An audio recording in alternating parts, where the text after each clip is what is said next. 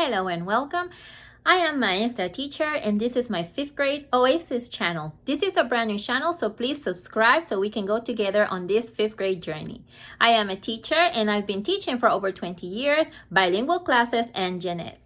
In today's video, I will be talking about social studies class in 5th grade. Maybe you are a reading teacher, but you also have to teach social studies, or maybe you are just a social studies teacher in 5th grade. So in this video, I will be sharing with you my 10 tips of what you should be teaching in social studies in 5th grade. Plus, I'm going to teach you how you can integrate in case you have to teach reading and social studies combined. Social studies is a class that should be taught in a specific order, not like the science class or other classes. This one has to be in order, meaning when the kids are young and they are in the lower grades, they are learning social studies from the point of view of themselves, my family. Later on, by 3rd grade, they should be learning about their communities. And then in 4th grade, it goes to their state, whichever state you are. And then by 5th grade, that's when they learn about U.S. history or their country. And then you prepare them with that class, so when they go to 6th grade, they're going to be learning in 6th grade world history. So a lot of kids unfortunately don't get that social studies in the elementary school, so when they go to 6th grade and they start learning about the world, they don't know a lot about their own history, and that's why it's very important that we teach social studies in 5th grade. 10 things that I think you should be teaching in 5th grade to prepare the students for middle school in social studies class. Number 1, geography skills. What does that mean? Students, when they are in 5th grade, usually the first thing you should be teaching is geography skills. So these students learn, for example, what are the names of the continents, the ocean, the equator, or all those. How do we use maps? How do we different skills that they later on will use through the entire school year? And that way, when you're learning, for example, about the world wars and you're talking about countries in Europe, students should know where Europe is located. Or when you're talking about Columbus coming to America, they should know how that voyage looks like from where they're coming from all the way here. So geography skills is the first thing you should be teaching in 5th grade, the first week of school. Number 2, Native Americans and Columbus. What does that mean?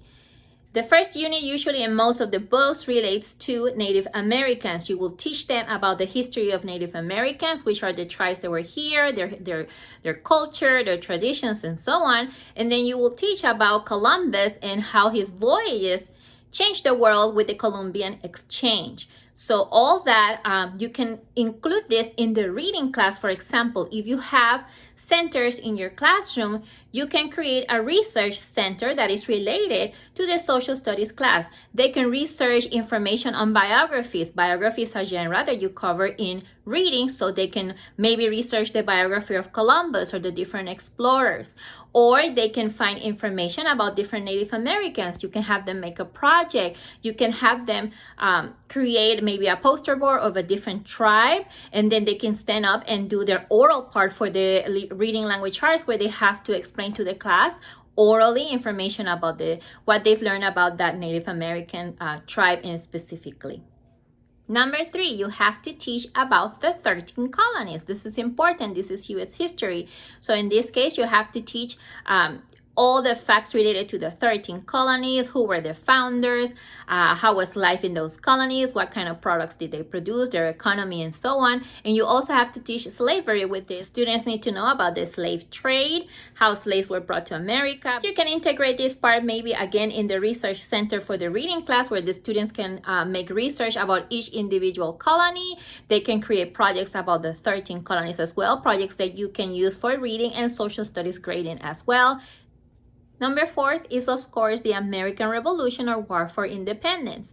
The next thing you should teach the students is about how the United States became a free country. You have to talk about the war. You have to talk about important personalities such as George Washington and his role during this time, which serves in the reading class as another biography. And of course, you can use vocabulary of social studies and use that for your vocabulary standards that you have to cover. They need to learn context clues, so you can use maybe vocabulary from social studies to practice using context clues. Maybe you have a vocabulary center that you can use that, and they can do activities with words, but instead of just random words or words only from the reading class, you can include words from the social studies class. The next one is teaching about the Constitution. Once the United States became independent, you're going to have to teach the students how then our government was formed, the Constitution. You have to teach about the three branches of government, about the Bill of Rights, and all those important things that occurred after the American Revolution.